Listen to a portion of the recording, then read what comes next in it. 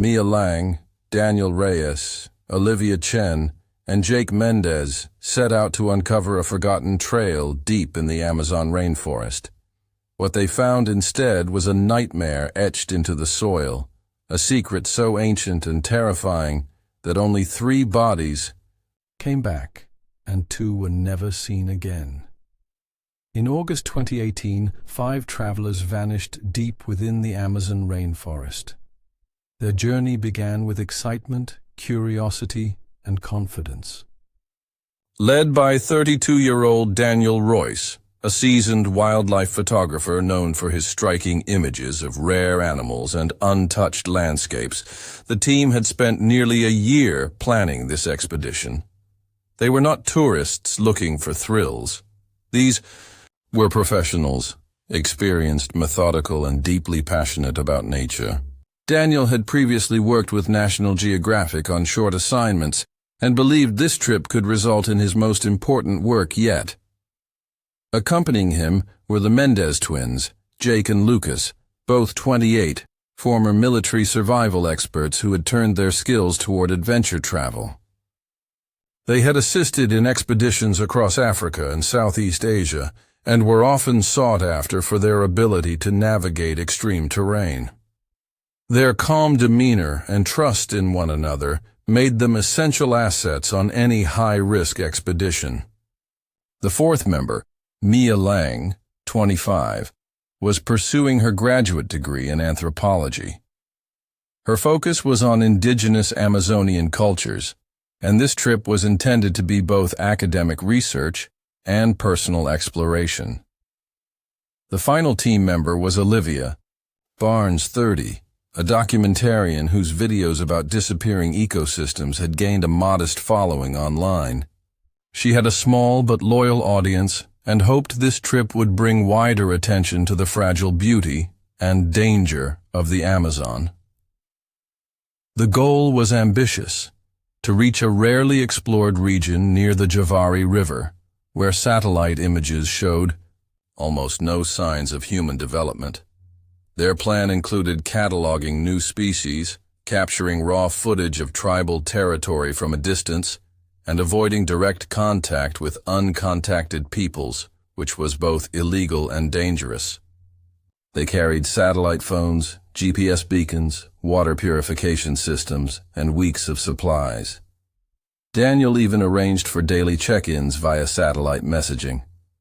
If they missed more than 2 check-ins in a row, a backup team was on standby to alert authorities. The group flew into Manaus, Brazil, and traveled by boat into the rainforest's edge. There, they transferred to smaller canoes and local guides helped navigate the water routes. They documented everything: packing, boat rides, drone footage of dense canopy, moments of laughter around the campfire. Their social media accounts showed pictures of birds, insects, even jaguars captured from afar. Viewers commented on how alive the jungle looked, how isolated yet beautiful it seemed. Everything appeared to go according to plan. For the first 10 days, the team sent regular updates. Short messages were posted on their blog. Olivia uploaded low-resolution clips showing them building camp, fishing, laughing at Jake trying to swat off mosquitoes the size of coins. Mia's excitement shone through in her written updates. She wrote about rare flora she had never seen before, and sounds she described as haunting but magical, especially at night. But then, without warning, the messages stopped. At first, no one panicked.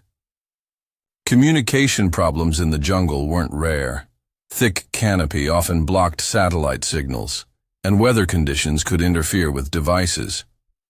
But after 48 hours with no check-ins, Daniel's backup team grew concerned. By the 3rd day, there were still no updates. On the 4th, they contacted Brazilian authorities and requested a search operation. What followed was a series of complications. Heavy rainfall delayed the first helicopters. Rivers flooded trails, forcing rescuers to reroute. The dense jungle swallowed equipment, cut off radio signals, and slowed the search to a crawl. After 7 days of intensive effort, there were still no signs of the 5 travelers. No camp, no footprints, no trace. The internet took notice. The AI blog had thousands of followers who began sharing the news. Conspiracy theories bloomed overnight. Some said the group had been captured by an uncontacted tribe. Others claimed drug traffickers operating in the jungle had taken them. A few believed the group had staged their disappearance for fame or funding. Wild rumors filled comment sections: alien abductions, ancient curses, lost cities guarded by spirits. But those who knew the team, those who had followed their work for years, knew something real had gone wrong. Local trackers were brought in, many of whom were hesitant to go too deep into the region the team had entered. Some said that part of the jungle was cursed, that strange things happened to people who wandered too far. Others mentioned whispered legends about the Watchers, faceless figures seen only from the corners of one's eye. These stories were dismissed by officials as folklore, but they lingered in the air like the jungle mist, unseen but always present. Meanwhile, families of the missing grew desperate. Olivia's sister gave emotional interviews. Daniel's parents traveled to Brazil, pleading with anyone who would listen. Search teams continued on foot and by air, covering mile after mile, hacking through thick brush, scanning the forest from above, following riverbeds for signs of wreckage or supplies. The mood around the search effort began to shift after 2 weeks with no discoveries. Not even abandoned equipment was found. How could 5 people, with GPS trackers and emergency beacons, vanish completely? Some began to question the original mission itself. Had they gone somewhere even deeper than planned? Had they tried to contact a tribe? Had they found something they weren't supposed to? A breakthrough came on day 19, when a local fisherman reported seeing a red flare in the sky near a remote riverbend. It had lasted just a second before disappearing. A search team was dispatched. Immediately. They found nothing. No flare shell, no tracks, no sounds. Just the never-ending drone of insects and the oppressive heat. But the report rekindled hope, however faint.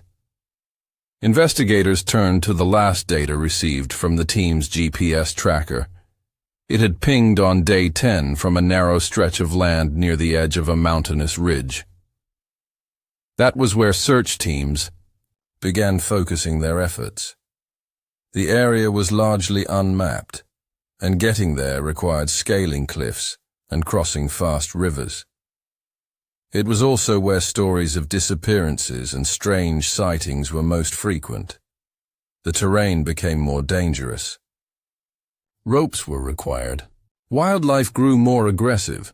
Search teams reported being stalked by large cats, bitten by venomous insects, and feeling as though they were constantly being watched. Supplies ran low. Exhaustion set in, but no one wanted to give up.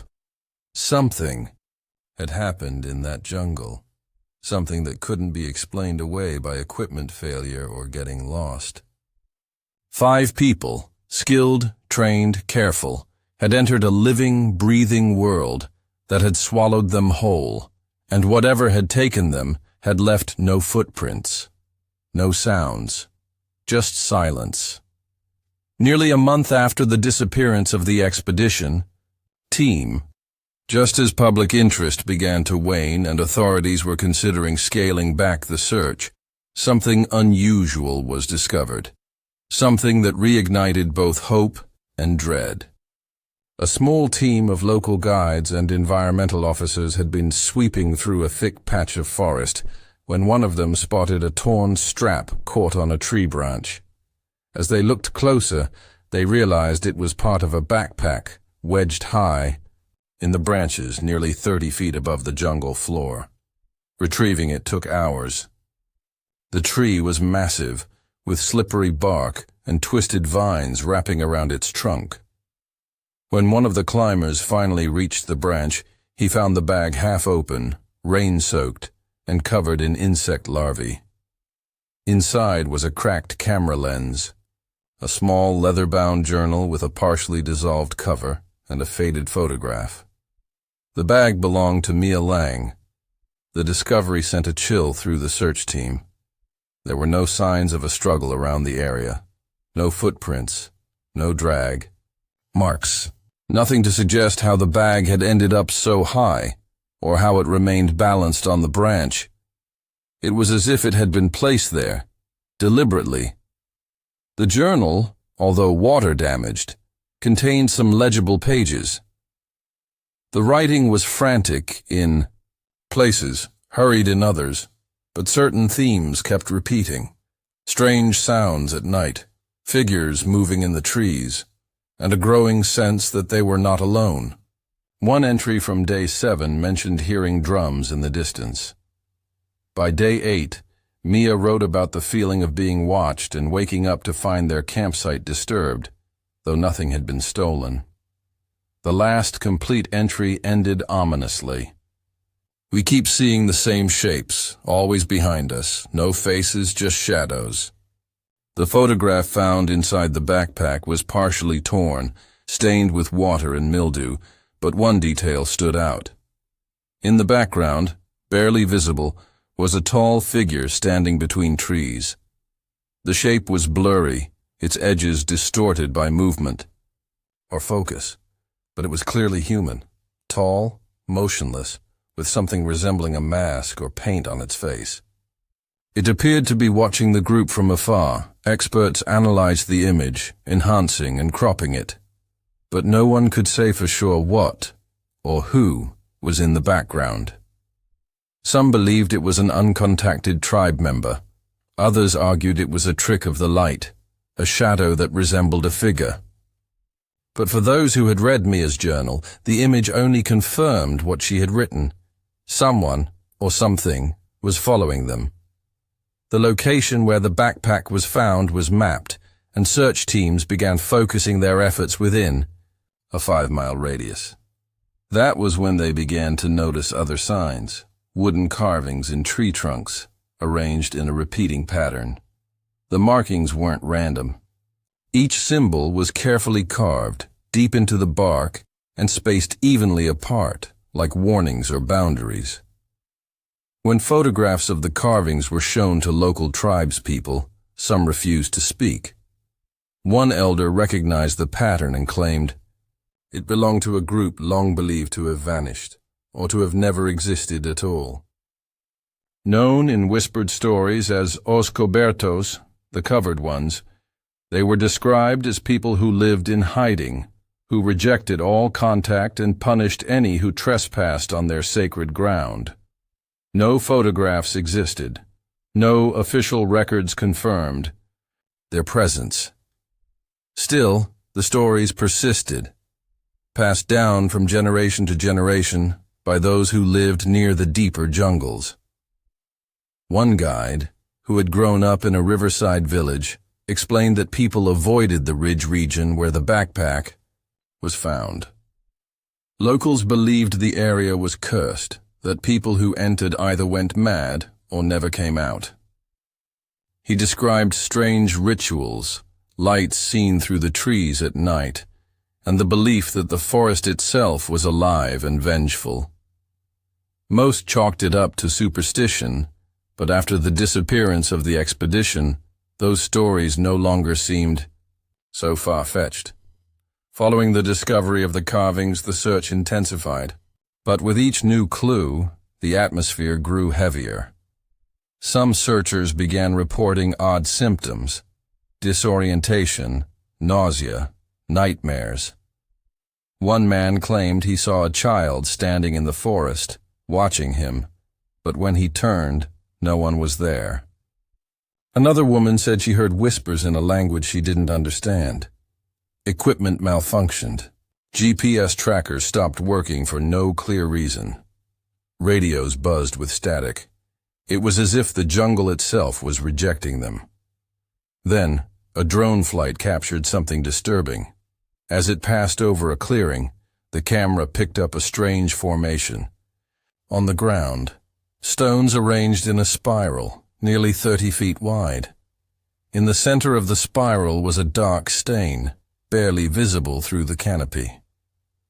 When teams reached the location hours later, the formation was gone. The ground had been cleared. No stones, no markings, just flattened grass and disturbed soil. It was as if someone, or something, had removed it all in the time it took the team to arrive. The incident rattled the searchers. Some began refusing to go deeper. A few quit entirely, packing up and leaving without explanation. Others continued, driven by obsession or a sense of duty, but their reports grew more erratic. One tracker described hearing a low humming noise that seemed to come from nowhere. Another found one of the carved symbols painted in red clay on the back of his tent flap, despite no one else admitting to doing it. After weeks of searching and mounting tension, the team made a final push toward the base of the ridge near the last known GPS coordinates. It was there that they found the next undeniable sign of the missing group, a blood-stained shirt tangled in a thorn bush. The fabric was confirmed to belong to Jake Mendez. But again, there were no tracks, no blood trail, just the shirt, as if someone had hung it there for them to find. More carvings appeared in the days that followed. This time, they were different, larger, deeper, angrier. One tree bore a symbol that resembled a human eye with a slash through it. Another showed a crude figure with its arms outstretched, surrounded by what looked like flames. Some believed they were warnings. Others thought they were part of a ritual, but all agreed something was watching, and it did not want them there. By the end of the second month, hope had begun to fade again. Authorities debated shutting down the operation. But the jungle wasn't done giving up its secrets. It had offered only small pieces, fragments of a story too strange to be fiction, too incomplete to understand. A backpack in a tree, a shadow in a photo, carvings in bark. A spiral that vanished, and then, on day 42 of the search, they found a body. On the 42nd day of the search, a small team navigating a tributary near the ridge spotted something strange on the riverbank. From a distance, it looked like a cluster of stones arranged in a deliberate circular pattern. As they drew closer, they saw what appeared to be a human figure at the center of the circle, motionless, kneeling with its back perfectly straight. It was not until they stepped out of the boat and approached the figure that the full horror revealed itself. The body belonged to Lucas Mendez.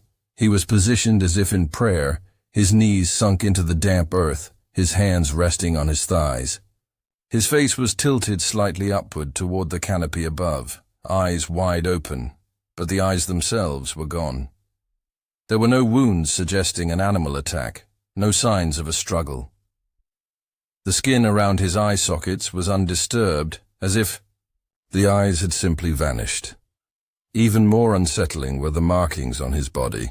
Dozens of intricate patterns had been carved into his skin, stretching across his chest, arms, and neck. These weren't the erratic cuts of an attacker in a frenzy. They were precise, symmetrical, almost artistic. Some resembled symbols found carved into trees near the search area, while others were entirely new, spirals, lines, and geometric shapes that seemed to follow a logic no one could understand. Lucas's body showed no signs of decomposition, which baffled the investigators. In the sweltering humidity of the jungle, human remains decay rapidly. Yet Lucas appeared untouched by time, preserved as though placed there only hours before. The circle of stones surrounding him was smooth and clean, each one about the size of a fist, forming a near-perfect ring with no breaks or irregularities. It was as if someone had painstakingly arranged the scene, not to hide the body, but to present it. Close to the circle, nestled beneath a patch of moss, searchers discovered a wooden totem, roughly carved, covered in what appeared to be a dried, reddish substance. The totem depicted a humanoid figure with elongated limbs, no mouth, and wide, hollow eyes. Its arms were outstretched, mimicking the posture of the symbols carved into Lucas's skin. Some on the team believed the totem represented a deity, or perhaps a guardian spirit. Others thought it was a warning. The body and the totem were carefully airlifted out of the jungle for forensic analysis. Autopsies revealed no cause of death. There were no internal injuries, no poisons, no trauma beyond the carvings and missing eyes. It was as if life had simply been removed from Lucas Mendez, leaving his body behind like a ritual offering. The forensic team also confirmed that the carvings matched the patterns found on the trees. Whatever or whoever had done this was consistent, precise, intentional. Back in the jungle, the mood of the search party changed. Before, there had been hope, fear, confusion. Now there was something else. Dread. The kind that seeps into the bones and makes silence feel louder. Many began to question whether continuing the mission was wise. Some believed they were not meant to find the missing, that the jungle had claimed them for a reason. Still, not everyone was willing to turn back. Just days after Lucas's body was found, the search team made another unsettling discovery. Near a shallow ravine, they found more symbols, not carved into trees this time, but painted in red clay on the rocks and ground. The shapes formed a path, winding through the undergrowth, always leading forward, deeper into the jungle's heart. It was almost as if they were being guided or lured. Following the symbols, the team moved carefully. Days passed. The jungle grew thicker. The air became hotter, heavier, and more difficult to breathe. At night, the sounds changed. Instead of insects and bird calls, there were low thumps, like drums echoing from far away, and strange chirping noises that didn't match any known species. On the 6th day of this deeper push, one of the guides spotted something half buried in the mud near a stream. It was a piece of cloth, dark, soaked, but unmistakably part of a shirt. The tag confirmed it belonged to Olivia Barnes. Moments later, they found more pieces of clothing scattered through the underbrush, a sock, a broken sandal, a torn camera strap. Then, just beyond a thicket, they found the second body. It was Olivia. She lay beneath a large tree, her arms folded across her chest, her mouth filled with leaves and moss. Like Lucas, her body showed minimal decomposition, despite the heat and exposure. Her eyes were still intact, but wide open, as if she had died in the middle of a scream. Carvings adorned her forearms and chest.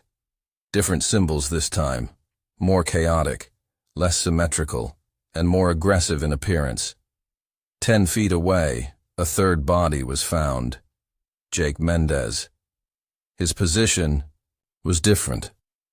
He was sprawled out on his back, one arm extended toward the tree, as though reaching for Olivia.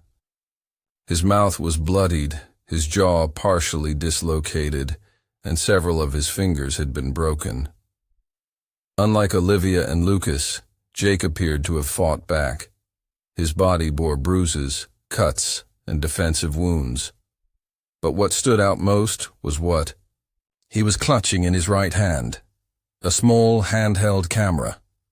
The device was damaged, the lens cracked, but the memory card inside was intact. It was rushed back to camp, where a specialist worked to extract the files. What they found would become the most disturbing piece of evidence recovered during the entire search. The footage began with shaky images of trees, dense vines, and whispers. Jake and Olivia's voices were heard, speaking in hushed tones. They were clearly scared. The camera shook violently at times, as if they were running or stumbling. Then came the sound of drums, distant at first, then louder. At one point, Olivia cried out. The camera turned sharply, and for a few seconds, it captured something moving behind them. It was tall, pale, and fast. The figure darted between trees with unnatural silence. No face was visible, no clothes. Its limbs seemed too long, its movements too smooth. Then, static. The screen turned black. Only audio remained. Breathing, a gasp, a high-pitched ringing. Then the file ended. Experts studied the footage frame by frame. They could not identify the figure. It didn't match any known animal or human silhouette. Some believed it was an elaborate hoax. Others thought it showed proof of an undocumented tribe. A few suggested it captured something not human at all. The bodies were airlifted out, the jungle once again falling silent behind them. For many involved, that was the end. Too much had been lost. Too many questions had no answers. The team had gone in search of truth, of knowledge, of discovery. Instead, they had found something far older, something that had watched them, marked them, and one by one taken them. After the retrieval of 3 bodies and the chilling footage captured by Jake Mendez's camera, the expedition was officially declared over. The Brazilian government, in consultation with international authorities and local tribal leaders, decided to halt all further searches in the Ridge region. No additional personnel would be permitted to enter. The jungle had spoken, and no one wished to defy it again. But even as operations ceased, the story refused to die. Back in São Paulo, forensic investigators and anthropologists combed through every piece of recovered evidence. Specialists analyzed the markings carved into the victims' bodies, comparing them with known tribal symbology and ancient art. The patterns didn't match anything catalogued. The designs were too clean, too deliberate, not random, not primitive, something else entirely. One anthropologist, Dr. Renata Vale, noticed a disturbing trend. While reviewing the symbols, she saw that certain marks were repeated across all the victims, almost like a signature. A spiraled shape surrounded by jagged edges appeared in multiple places, on tree trunks, on Olivia's leg, and even etched faintly into the stone circle surrounding Lucas's body. She compared the designs to geometric patterns found in pre-Columbian cave systems hundreds of miles away and concluded the symbols weren't tribal at all. They were part of a forgotten language, possibly older than any civilization known in the Amazon. At the same time, the footage from Jake's camera continued to draw speculation. Frame-by-frame analysis revealed something even more unsettling than first believed. In several frames where the figure darted through the trees, its limbs appeared to bend at unnatural angles. The stills showed what looked like an elongated neck and disproportionately large hands. It moved silently, almost like a shadow, leaving no trace behind. Despite improvements in digital imaging, no one could definitively identify what it was. Scientists hesitated to call it human. Cryptozoologists called it the Watcher Theories spread like wildfire. Some believed the expedition had stumbled upon a hidden tribe with ancient and violent rituals. Others thought the group had angered a supernatural force, an ancient guardian of the forest. A few pushed the idea that the jungle itself, in some mysterious way, had turned on them. But the most chilling theory came from a linguist named Dr. Elias Fraga.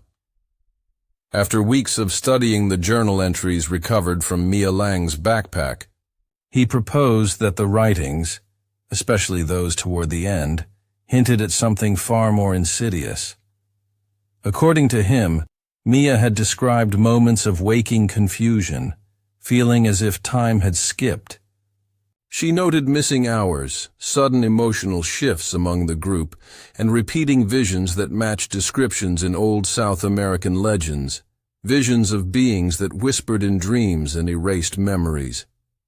Dr. Fraga believed the expedition had experienced a form of psychological manipulation, possibly induced by environmental exposure to unknown elements, rare fungi, or spores with hallucinogenic properties. But when samples were taken from the ridge, no such plants or molds were found.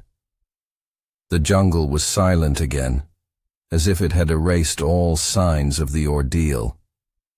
And then, just when the story began to quiet down, a final twist emerged.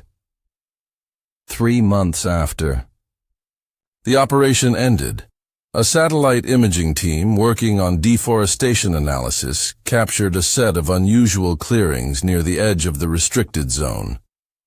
The patterns were geometrical, too perfect to be natural. Upon closer inspection, they noticed something even stranger. 5 circular spaces, spaced equally apart, forming a crude star pattern in the jungle canopy. Each clearing had a dark spot at its center. The satellite's thermal scan showed colder. Temperatures in the middle of each circle, unnaturally cold. Requests to investigate the site were denied by the Brazilian government. No-fly zones were expanded. Satellite imagery beyond the initial captures was classified. Officially, the area was marked for ecological preservation due to fragile biodiversity. But insiders whispered that the government had found something buried beneath those clearings, something ancient. One leaked image, sent anonymously to a journalist covering the case, showed a monolithic stone partially unearthed at the center of one of the circles. Covered in moss and deep gouges, it resembled a giant altar.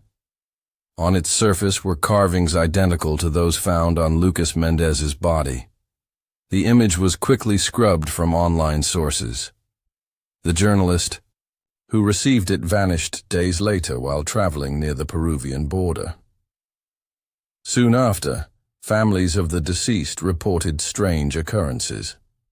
Mia's sister claimed that their childhood dog began barking at her bedroom window every night at 3:33 a.m., the same time Mia had last written in her journal.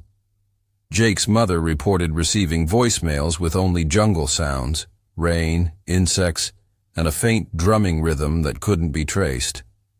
Olivia's boyfriend found her necklace, one she wore on the expedition, hanging on his porch one morning, though it had never been recovered. No answers followed. The jungle had reclaimed its secrets, and those who sought to understand them were left with only fragments, symbols no one could translate, footage no one could explain, and a silence more terrifying than anything else. Interest in the story surged again. Documentaries were made, forums filled with theories, expeditions were proposed, then cancelled. Some claimed the victims had uncovered a portal to another world. Others said they had been chosen as sacrifices by an ancient intelligence still hiding in the jungle's depths. But in the end, the simplest explanation remained the most disturbing. They had gone somewhere they were not meant to go. They had seen something they were not meant to see, and the jungle had responded. No one knows if the remaining two members, Mia Lang and Daniel Reyes, ever made it out of that forest. Their bodies were never recovered. No further clues were found. It was as if the jungle had simply absorbed them, leaving no trace behind. Whatever happened to the explorers, one thing became clear. The jungle was not just a place of nature. It was alive, watching, waiting. And when outsiders wandered, too deep into its heart, it did not forget, it remembered. The disappearance of Mia Lang and Daniel Reyes remained the final, unsolved piece of a story that had grown darker with each revelation. In the months following the official end of the search operation, both were presumed dead, without bodies. However, their fates lingered in the air like the mist over the rainforest canopy, unconfirmed, unknowable. But deep within the archival footage gathered during the earliest stages of the expedition, one last clue surfaced. A digital technician, tasked with organizing raw files from drones and handheld cameras, discovered a corrupted data file stored on a backup hard drive. It was unnamed and unreadable at first, but after hours of recovery work, a single video emerged, time-stamped 2 days after the other 3 team members had died. The footage began with a wide-angle shot, shaky and blurred. Gradually, the camera adjusted, focusing on a narrow path carved through thick foliage. Mia's voice could be heard faintly, exhausted and desperate, her breathing heavy as she whispered to herself. Her words were barely audible, but carried an edge of panic. She spoke of shadows moving behind trees, of a constant feeling of being followed. Her tone was erratic, switching between calm reflection and sudden terror. For nearly 6 minutes, the camera documented her slow, cautious movement through the jungle. Then it stopped abruptly. The screen turned black. Only audio remained, a static hum, and the unmistakable sound of someone crying. The footage ended, but it proved 2 crucial things. Mia had been alive for at least 2 more days after the others were found, and she had known she was being watched. Public release of the video sparked an international frenzy. News outlets ran headlines questioning how far the truth had really been buried. Independent researchers demanded access to the ridge. Petitioners begged for renewed searches. But the Brazilian government stood firm. No one would be allowed to enter the region again. Their statement cited safety concerns and ecological preservation. But for those following the case, the message was clear. This was no longer about discovery. It was about control. Behind the scenes, however, pressure was mounting. One of the lead investigators, a quiet and reserved man named Felipe Moraes, broke protocol by leaking a confidential memo to an investigative journalist. In it, he described a series of unauthorized flights taken by military helicopters over the ridge at night. He mentioned the movement of large cargo, specifically long, tarpaulin-covered objects airlifted out under tight security. No official record of these operations existed. Moraes claimed that the government wasn't preserving the jungle, they were extracting something from it. The journalist published the memo, along with supporting satellite images, showing temporary landing zones cleared within the no-access area. Almost overnight, conspiracy theories exploded. What had been a tragic and mysterious expedition gone wrong was now being seen as part of a cover-up. Theories ranged from the discovery of alien artifacts to secret bioweapons research. Most dismissed these ideas as sensational, but the facts remained. Something had been removed from the jungle, and someone had gone to great lengths to hide it. Meanwhile, whispers began to circulate in the nearby villages. Local guides who once worked with the expedition team spoke of strange occurrences near the edge of the forest. They told of animals avoiding the area entirely, of birds that no longer sang in the trees, of children waking from nightmares and speaking in strange tongues. One elder claimed that the jungle spirit, long believed to be a myth, had been disturbed, that the balance had been broken. In the town of Tefe, a trader returned from the outskirts with a story that chilled even the most skeptical listeners. While fishing along the banks near the Forbidden Ridge, he spotted a figure standing waist-deep in the water, completely still. He called out, thinking it might be a lost traveler. The figure did not move. As the trader approached, he realized it wasn't someone standing, but floating upright, face just beneath the surface. When he got closer, the figure slipped silently beneath the water and vanished. He left immediately, abandoning his catch. He later described the figure as a young woman, her clothes torn, her skin pale. Many believed it was Mia. Soon after, strange weather patterns began to affect the region. Lightning storms appeared without warning, flashing over the ridge in complete silence. Temperatures fluctuated violently. Several research stations reported magnetic interference and inexplicable equipment failures. A weather balloon launched over the area was lost under unusual circumstances, its signal vanishing entirely over the coordinates where the expedition was last seen. The jungle was changing, and then a final piece of evidence emerged. A satellite scan revealed an unnatural clearing near the original ridge site. It was enormous, roughly the size of a football field with perfect symmetry. At its center stood a structure. It wasn't made of wood or stone. It appeared metallic, with a reflective surface that seemed to pulse faintly when viewed over multiple image frames. The clearing hadn't been there just weeks earlier. It had appeared overnight. Speculation ran wild. Some said it was a new outpost constructed by the government. Others believed it was something older, something that had risen from beneath the jungle floor. The strangest theory came from a team of geologists who analyzed the terrain.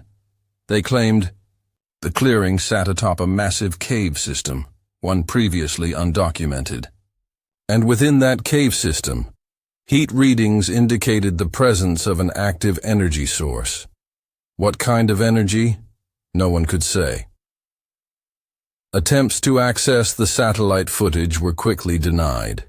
The images disappeared from public archives. The geologists were reassigned. The journalist who published the story received threats and eventually left the country. To this day, no official answer has been given about what truly happened in the jungle. The families of the victims still hold vigils. Tribes near the ridge have forbidden entry into the forest, warning outsiders of ancient forces that punish those who trespass. They speak of the Silent Ones, beings that live beneath the ground and feed on memory, offering visions and madness in return. As for Mia Lang and Daniel Reyes, their names remain etched in the public's imagination. Some believe they are still alive, wandering the jungle, changed into something else. Others think they found something so terrible, so far beyond human understanding, that it consumed them. Whatever the truth is, the message left behind is unmistakable. Some places are not meant to be explored. Some mysteries are better left untouched. And the jungle, with all its beauty and danger, is more than just trees and animals. It is a world of its own, ancient and awake. They vanished in the jungle. And what was found was far more terrifying than anyone could have imagined.